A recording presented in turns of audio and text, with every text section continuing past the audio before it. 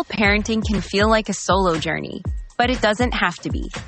Introducing Mom Flex app, the ultimate village web app designed just for you. From financial support to community connections, Mom Flex app offers a lifeline, helping you navigate parenting with confidence. Find trusted resources, build your support network, and thrive. Because every parent deserves a village. Join the movement today. Visit momflex.org to install the app and take the first step toward a stronger, more supported you.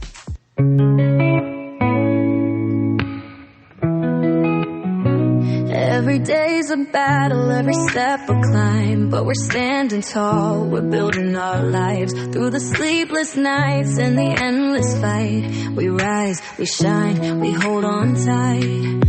We are more than the labels, more than the pain, breaking the cycle, rewriting the game. Stronger together, we lift, we strive. Single parents, we rise and thrive. Beyond the struggle, we rise and thrive. Turning our pain into power, we're alive. We see you, you matter, you're strong inside. Together we shine, we rise, we thrive. Stories of triumph, stories of grace. Single parents with dreams to chase. They said we'd break, they said we'd fall, but look at us now, we're standing tall. We are more than the labels, more than the pain, breaking the cycle, rewriting the game. Stronger together, we lift, we strive. Single parents, we rise and thrive. Beyond the struggle, we rise and thrive.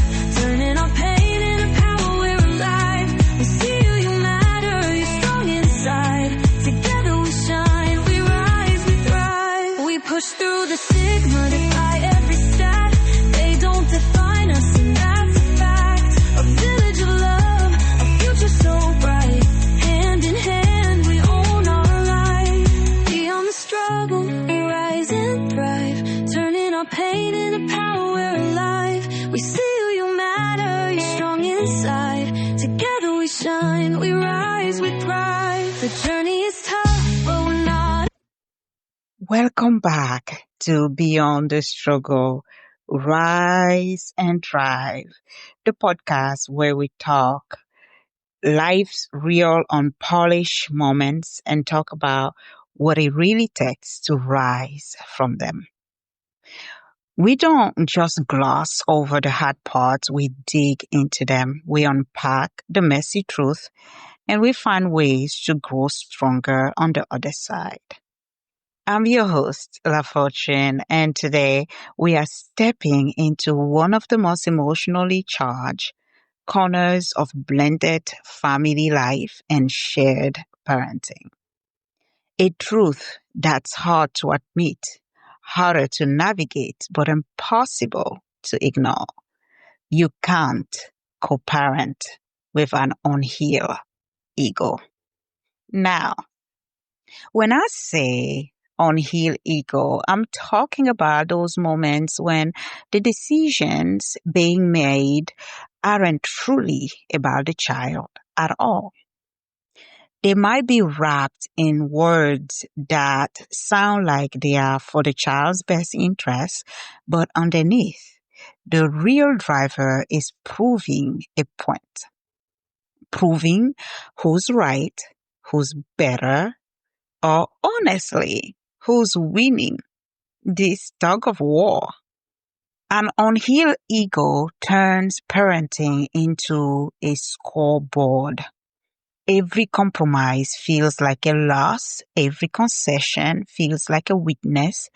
And that's when co-parenting stops being about raising a healthy, happy human being and becomes a never-ending game of chess.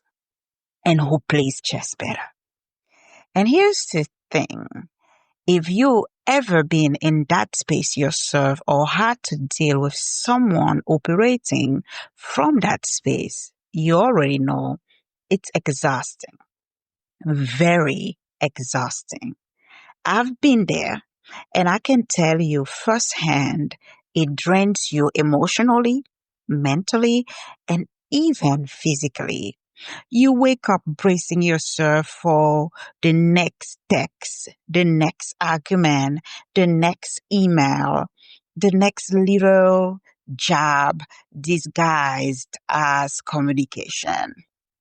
It's like trying to build a bridge so your child can cross safely while the other person is on the other side with a torch setting fire to the foundation. You get me? You are pouring in effort, patience, and love, but instead of moving forward together, you are stuck in the same cycle, round and round and round, no progress, no peace.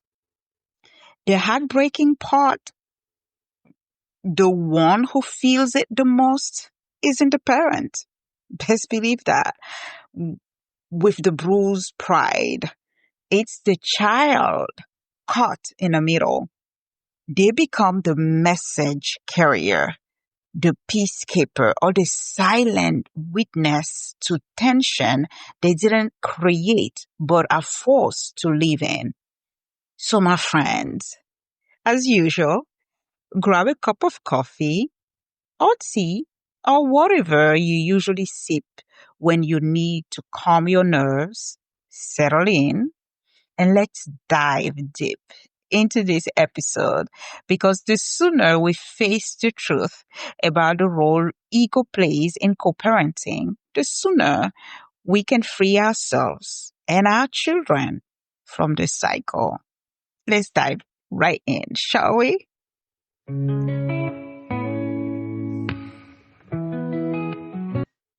When I say unhealed ego, I'm talking about that part of a person that's still operating from a place of hurt, rejection, or deep-seated insecurity.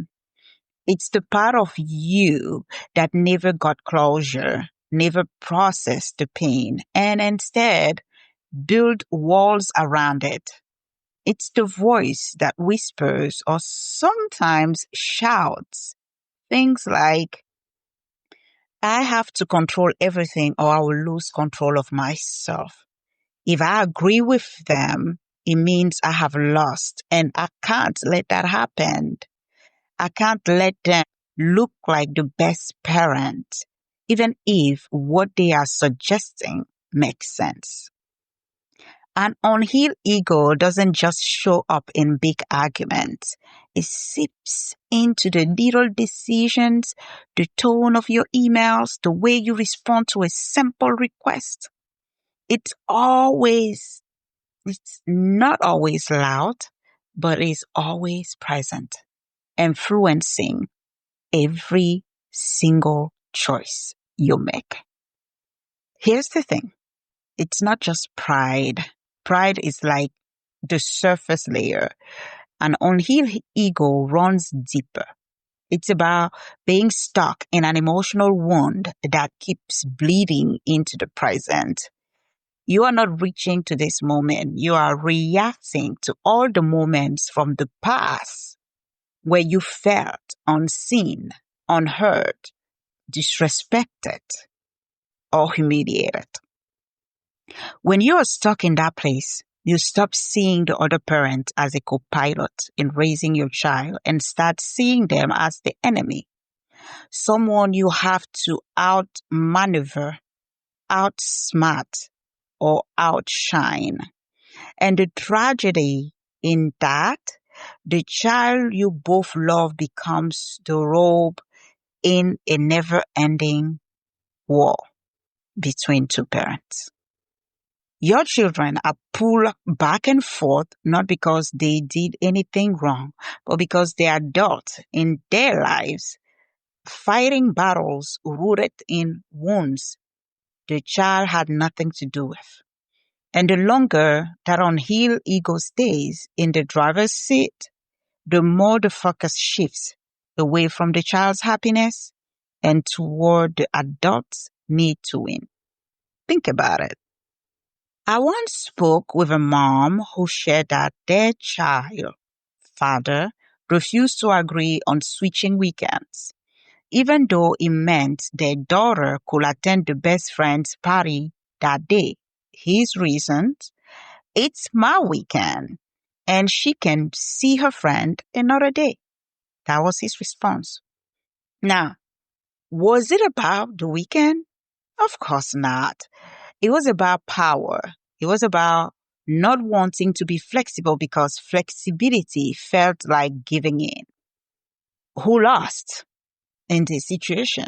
Not the other parents, but the child who spent that weekend sulking, missing out on something that was important to her, all because one parent ego was more important than his or her child's smile.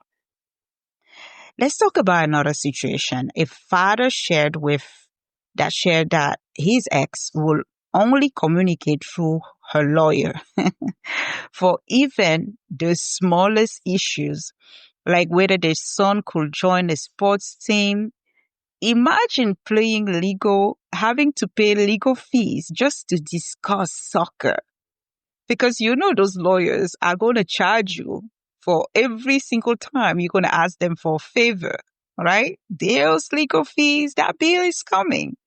The reason she didn't want to deal with him directly because in her mind, that gave him too much access or control. Sometimes I wonder, and I ask this question all the time. There was a time both of you loved each other. That love turned into hate? It just don't make sense. That means love never existed to start with. Because if you really and truly love your other person and you guys share a child together, the best interest of the child takes priority over both of your guys' ego. And it is amazing that humans in today's society don't think like that. All they think about is me, me, me, me, me. And that ego gets bigger and bigger all the time. The sad part, the lawyer wasn't the problem in this situation. The problem was that every conversation felt like a battlefield, not a partnership. And once again, the child suffered because games were missed, registration deadline passed, and opportunities were lost in the crossfire. All of this because of the big ego in the room. Children don't have the emotional maturity to separate your tension from their sense of self. When they see parents fighting, they think, if I love one parent too much, will the other parent be mad? Is it my fault they can't get along? And that's where long-term emotional wounds can start. Kids in this situation often become people pleasers, overly anxious or distant. They learn to read the room before speaking because they have seen how quickly things can explode.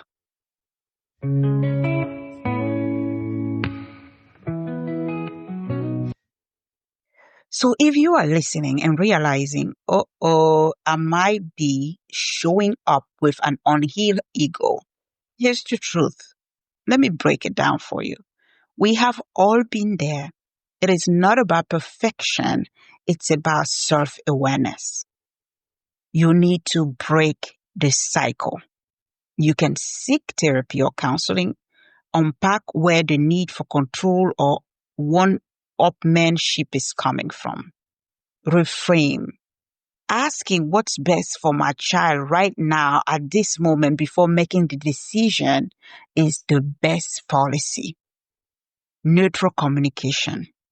Use co-parenting app that remove the emotional triggers and keep records clear. Set boundaries and have compassion. You can stand firm without being cruel. Co-parenting is not about liking the other parent. It's about loving your child enough to set aside the parts of you that want to win. Remember, at the end of the day, your ego might crave the trophy, the final word, the victory in the argument, the perception of being right or in control of the whole situation. But your child just wants you, just wants peace. They want stability, love without tension. They don't care who wins. They care about feeling safe, heard, and protected in a world that already moves too fast. So I will leave you with this. Don't let your pride make your child feel like a prize, because they are not something to win, to possess, or to prove a point with. They are someone to guide, to nurture, and to shield from the very battles you are trying to rise above. This has been Beyond the Struggle, Rise and Thrive. If today's episode spoke to you, if it cracked something open or offered a new lens, don't keep it to yourself. Share it with a friend, a co-parent, or anyone navigating the hard work of healing and showing up better. And remember this, rising above the struggle isn't just about your growth. It's about the little heart watching how you handle it and learning how to handle their own. So keep showing up, keep doing the work. They are watching and you are shaping their word more than you know. Until next time, ciao now.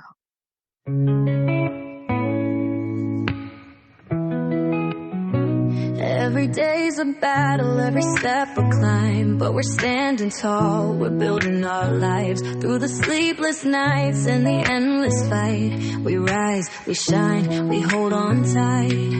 We are more than the labels, more than the pain, breaking the cycle, rewriting the game. Stronger together we lift, we strive. Single parents, we rise and thrive. Beyond the struggle, we rise and thrive. Turning our pain into power, we're alive. We see you, you matter, you're strong inside.